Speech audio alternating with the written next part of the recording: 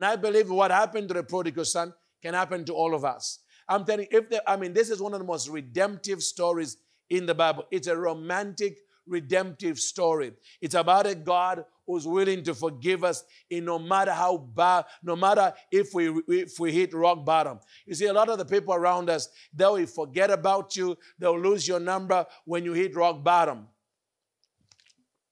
Because let's face it, they are embarrassed to be seen around you. But we serve a God who's never embarrassed because you and I hit rock bottom. If we return back to Him, He can lift us up again and give us a restoration. Verse saying that the Bible said that He was so hungry, He would have gladly filled His stomach with the parch that the swines ate. My God, this was tremendous hunger to be able to do that for a Jewish young man. But the Bible says in verse 17, but when He came to His senses, when He came to Himself, He said, how many of my father's hired servants have bread enough and to spare, and here I am perishing with hunger? Can I submit to you? Sometimes all it takes for God to deliver somebody is to remind them of His goodness. Well, one of the most powerful things God gave us is the power of memory.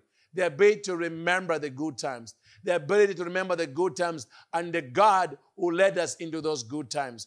Then realize the reason we are suffering is because we walked away from such a benevolent God. Well, there came a day when this young man said to himself, how many of my father's hired servants are living large? They don't eat like dogs. They don't even eat with pigs. But here I am, my father's son, living like this. Now I realize what I did. See, something powerful I want to mention in the story is this.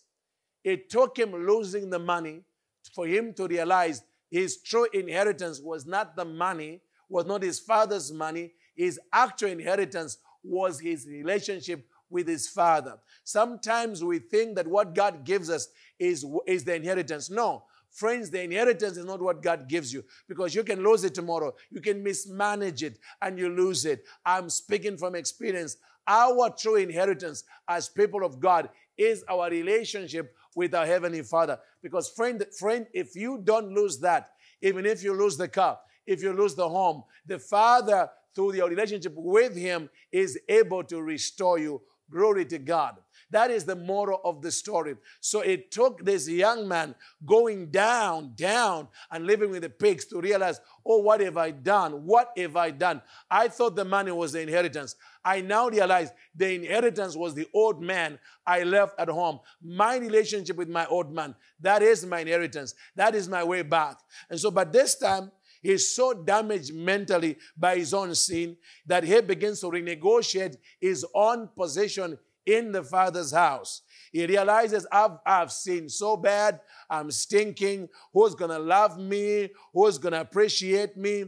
I am going to go back to my Father, and I am going to say this: Father, I've sinned against heaven. Now, it's very important here that his prayer was right, but his thinking was wrong. He's thinking that I'm going to go to my Father and just become one of his servants was wrong, and we get into that. But his prayer was right.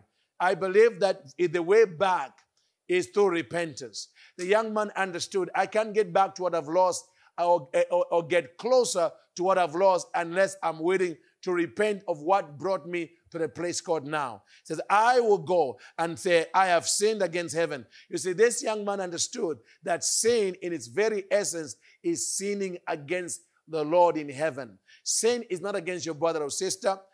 People are secondary to God. Sin is always against God. That's why David says in Psalm 151, against you and only thee, O God, have I sinned. Even though he was repenting over sleeping with Bathsheba and killing her husband Uriah, yet he says, against thee, O God, have I sinned and done this evil. What is David talking about? He understood what this young man understood. Sin is always against the Father in heaven.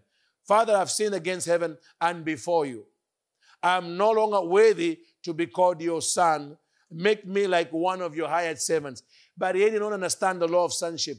Once a son, always a son. You see, this is the essence. God said, what are you talking about? You see, what Jesus is telling us the redemptive story of grace. He's telling God's grace to forgive you is higher than the last mess you created. If you are willing to come back to him in heartfelt repentance, he can restore you. But what God does not want to do is renegotiate your sonship. You are a child of God. You're not a hired servant. You thank God for the angels, but angels are servants of God.